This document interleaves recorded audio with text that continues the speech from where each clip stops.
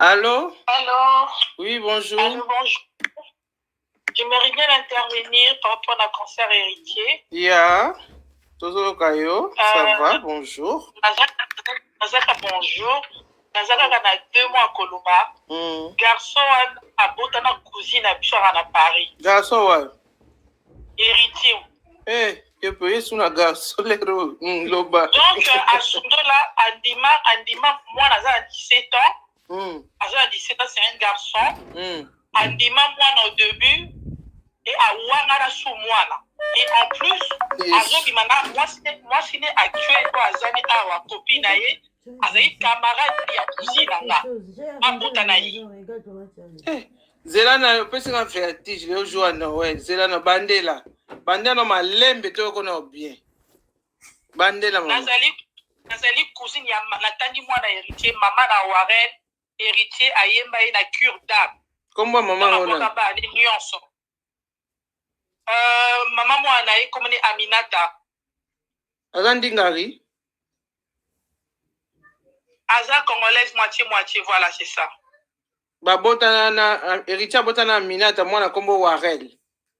Warren, so beti na ma cure d'âme, à boaka bala nyonso, à dédicacer bala nyonso, et mon neveu, Aza pe na Katiwana.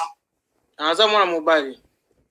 Moi na mobali. Donc ces mecs, ces garçons-là, Andima Mwana, après à Wangani Mwana, et à comment Kobimana, moi, si on actuellement, Azaki copine à Ndekonanga, et la même personne, Azaki moi, si à Nagler, ex Mimi Tikeva. Babota pene héritier sous. Par contre, moi, na évité sur 2 ans, 1 an, je sais pas. Ba photo mo ya fête mo héritier à sala fête boy ba ni balate blanc boy yango wana. Voilà, c'est ça. Okay. Donc en gros, moi na mobali yana comme on a essayé qu'il a déjà et Kenda déjà Sénégal a kobonga kate na vie. Wana moi na mobali wa. Héritier. Asali wese kuna na Kinshasa. Akobonga kate na vie. Ndenge azana esprit à Cayen, akotambola ka lokola Cayen. Akotambola ka na vie lokola Cayen. Quand tu fais du mal aux femmes, tu publies les femmes, baza à poil, akofuta ka yango. Akofuta ka mo à vie. Et tant que akosenga pardon te na ndona biso te akofuta ka yango. Donc on a intervenir en voilà, c'est tout. C'est comme moi. On deuxième épisode. C'est qui dans Olympia est raté. Avec mes cas sous stade des martyrs, ça c'est rien. Donc Bino, ma chérie, Bino ne ba lokae, donc vous héritier votre tika vine na Sénégal, na Dakar. Parce qu'il est méchant. Je vous savez que bana fa ndimi bana. En plus ko bimara basa bat. Au moins ça année actuellement azali aki ex ya Nagler. Ex ya Nikes Bayaka. Yoko CV.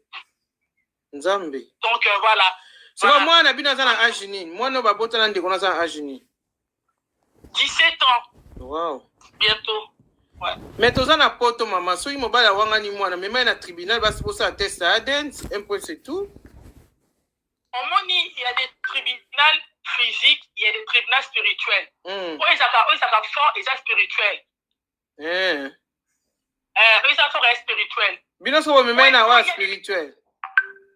Hier, il y a moto na tembe. Aza moto na tembe. Ce que tu vois, qu'il est na tembe bongo. Donc, ceux qui va vendre tranquille, va vendre tranquille, va le côté, il y a aussi la succès, va télécharger la musique. Ils sont avant à rabana, à côté n'a pas si belé. Ils sont qui par cité, qu'on peut bien rabassi à poil. Donc, tout ça, c'est la malédiction, c'est la poisse. Yes. Donc, carrière naïe, et c'est là qui hier. Carrière, et c'est là qui hier. Et c'est là qui hier. Donc, et si là qui hier, et si li. Donc, Fali, Aza aigle. Aza fana falite, fana moute. Donc, Fali, Aza aigle. Donc, et si, donc, Aza n'a fardeau, y'a pas que béné, en tambour à l'ango. C'est quoi, y'a ndimara mwana, tant mwana zaka bébé, ou bien mwana sa poussana ki, ndimara mwana kan. Père, wangani mwana kan. Andimaka mwana mon azaka bébé ti moi n'a pas totalisé 2 ans et demi. 2 ans et demi après mon alimaka mwana. Après, on m'a donné ma soeur ayeko sa ne vinaye. Ayeko sa na vinaye, azape na vinaye, akomani mo sa mundele, asali vinaye et le mec il s'est perdu. En fait, à chaque fois quand azora pas sinaye, ba finga cousine nga. En fait, il est comme ça. C'est un mec qui est immature. Dans la bengue garçon wana. Il est immature. Donc, des mots qu'on a niki, n'enga benga fali garçon wana. Yopo yepe héritier garçon wana. Et doit kande. Oui, aza garçon wana. Donc, aza garçon wana to yebiete. De konanga donc mon neveu. Papa n'est pas koufa. To yebiete. Oh. Yopo bomi héritier n'enga nika bomi fali. Yesu. To yebiete. Nzamba lola. Mais awangana ki siko mwana pour quelle raison? Dès qu'on a zaki otambola bien, t'as zaki mon boulot, awangana ki pourquoi? Je ne sais pas, je peux pas trop étaler la vie privée de ma soeur. Ok. Moutaye par moi les maman. Donc quand maman le dit que moi né un tel, papa ondimi parce que moi ta ma botte na cousine nga héritier avec non na wenge to baki bato bango se belé ya. Oui. Bango se belé na kati. Donc ayebi moko. Ani bien kutu parents français. Mais Dieu merci Bukanango azwa. Bon bref, on peut pas étaler sa vie privée, mais à celle où c'est. C'est comme moi na physiquement bonne no botala ka mwana azwa héritier to azwa papa moko musuzu tam tuzo mais c'est Mohamed Ndiaye. Mais yemo to randimi mwana après l'album na ye oyote okuna dans ma dédicacé ba ni nyonso. Ayembi na mwana, cela veut dire quoi? Voilà. Ça veut dire quoi? Donc, au cause d'un problème, na maman moi na yo, bazou na vino, mais tu peux pas salir le nom de l'enfant. Tu peux pas éterniser le nom de l'enfant, tu peux pas. Et le mec il s'est permis en salara. Quand awangana ka moi na ya la sœur de ma pata, pareil. Donc yo musala ko wangana bana. Musala ko biara basi bana. Yede ngazana ana poisse. Ana poisse en tambola na ngo. Eko simba te ata zui mwasa kuva na eti benga vandi wana.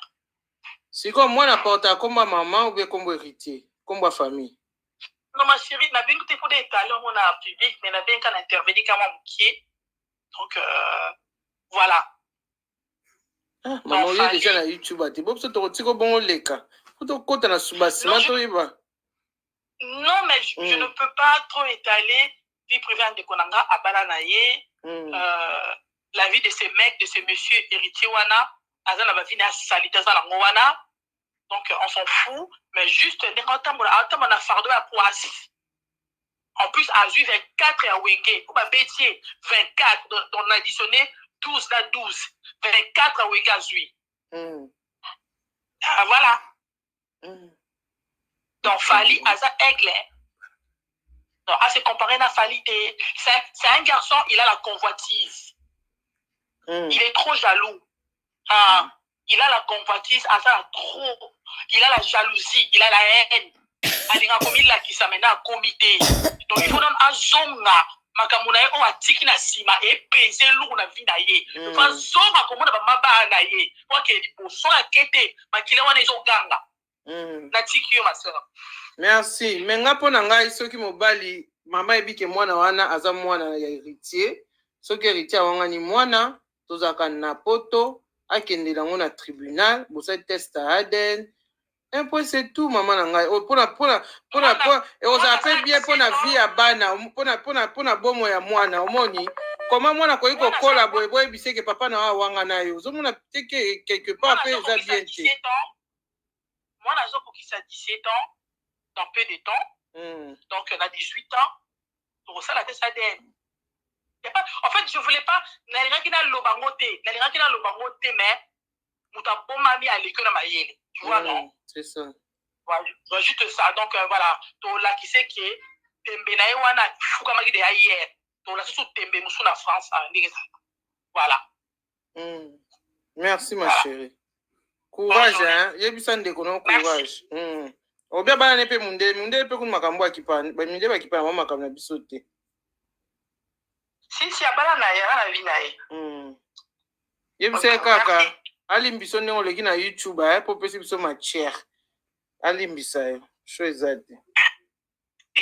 D'accord, merci. Bisous, bon ça la famille. Même si tu as déjà ma chair.